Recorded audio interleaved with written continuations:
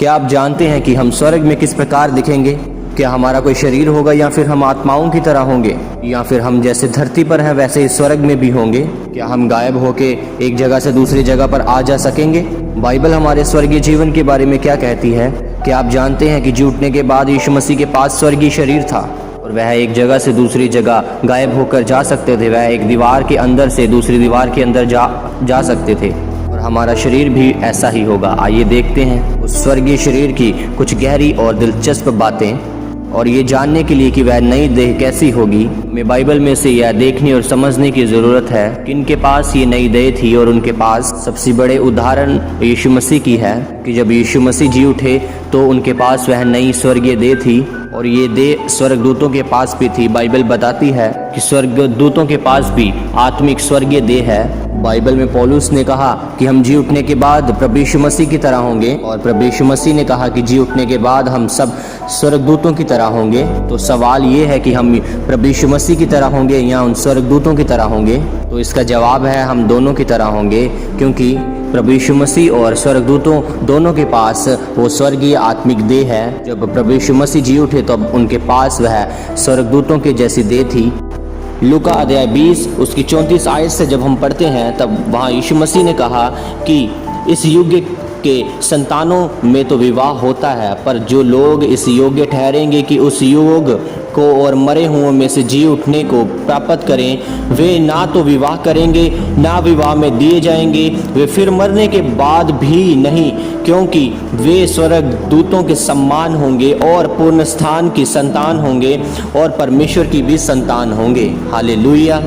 यानी कि यदि आपको पता है कि आप पूर्ण स्थान की संतान हैं तो आप परमेश्वर की संतान हैं। इसका मतलब है कि आपके पास स्वर्गदूतों की तरह ही देह होगी, यानी वैसी ही देह जैसी यीशु मसीह के पास थी।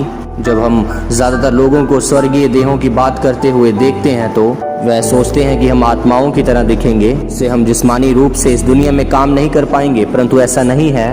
पहला कुरिन्थियों 15 उसकी 40 आयत में जब हम पढ़ते हैं वहाँ लिखा स्वर्गीय देह है और पार्थिव देह भी है, परंतु स्वर्गीय देह का तेज और है और पार्थिव देह का तेज और है। इसका मतलब है कि जो स्वर्गीय देह है उसका तेज अलग है और जो पृथ्वी की देह है उसका तेज अलग है।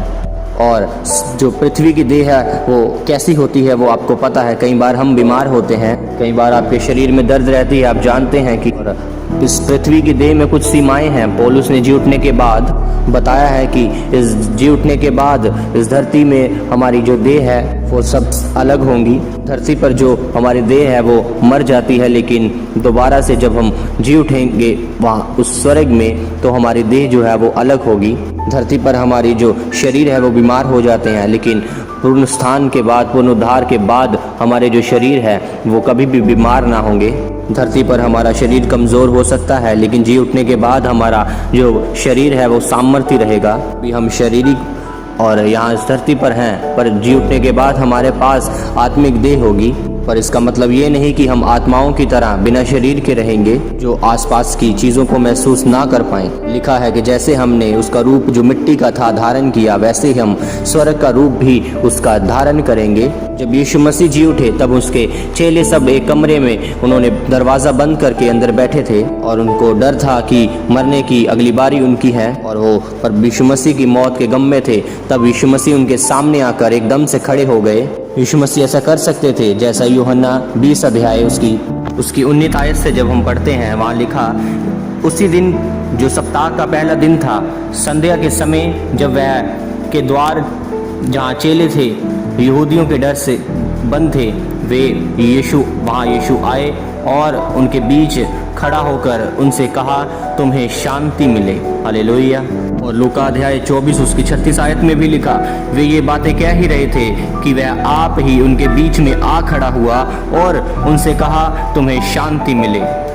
उस समय चेले घबरा गए तो वह समझे कि हमें किसी भूत को देख रहे हैं। तो प्रभु यीशु मसीह ने उन्हें साबित किया कि वह कोई भूत नहीं परंतु अपने शरीर में है। उन्होंने उनसे कहा कि क्यों घबराते हो, तुम्हारे मन में क्यों संदेह उठते हैं? मेरे हाथ और मेरे पाँव को देखो, मैं वही हूँ, क्योंकि मुझे छू कर देखो, क्योंकि आत्मा की हड्डी और मांस नहीं होता जैसा मुझ में दिखता है। और इसी की 41 आयत में प्रभु यीशु मसीह ने अपने चेलों से कहा कि यहाँ कुछ तुम्हारे पास भोजन है। तब उन्होंने उन्हें भुनी हुई मछली का टुकड़ा दिया। तब प्रभु यीशु मसीह ने उसे लेकर तो उनके सामने खाया। तो यीशु उन्हें बताना चाहता था कि वह अपने शरीर में है, यानी कि स्वर्गीय शरीर में आप खाना भी खा सकते हैं, जैसे कि यीशु मसीह ने वो भुनी हुई मछली का एक टुकड़ा खाया। और इससे हमें ये पता चलता है कि प्रभु यीशु मसीह वैसी आत्मा नहीं बने जैसे कि हम सोचते हैं, पर जो हमारा धरती का शरीर है वो ऐसा बनाया गया है कि हम इस धरती पर ही रहें, और वैसे ही हमारी जो स्वर्गीय देह होगी वो वैसी स्वर्गीय होगी जो अनंत काल तक उस स्वर्ग में रहेगी। प्रभु यीशु मसीह के जी उठने के बाद शरीर ऐसा था कि जिससे वह बहुत कुछ कर सके, जैसे कि चारों ओर से बंद कमरे में आ जाना। जब प्रभु यीशु मसीह जी उठे तो वह वैसे ही दिखते थे जैसे वह दिखना चाहते थे।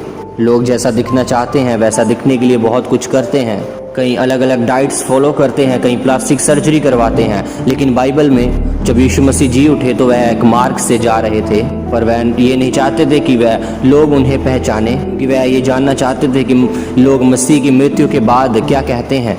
तब जब यीशु मसीह उनसे मिले तब वह यीशु मसीह को पहचान ना पाए, उनका रूप बदल चुका था।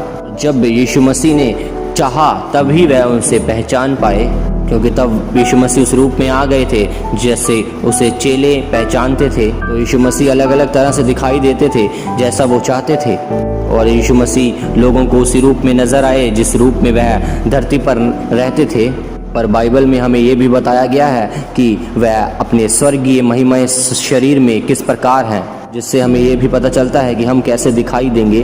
प्रकाशित वाक्य 1 उसकी 10 आयत में यूहन्ना को दिखाया गया कि जब प्रभु यीशु मसीह वापस आएंगे तो वह किस प्रकार दिखते होंगे।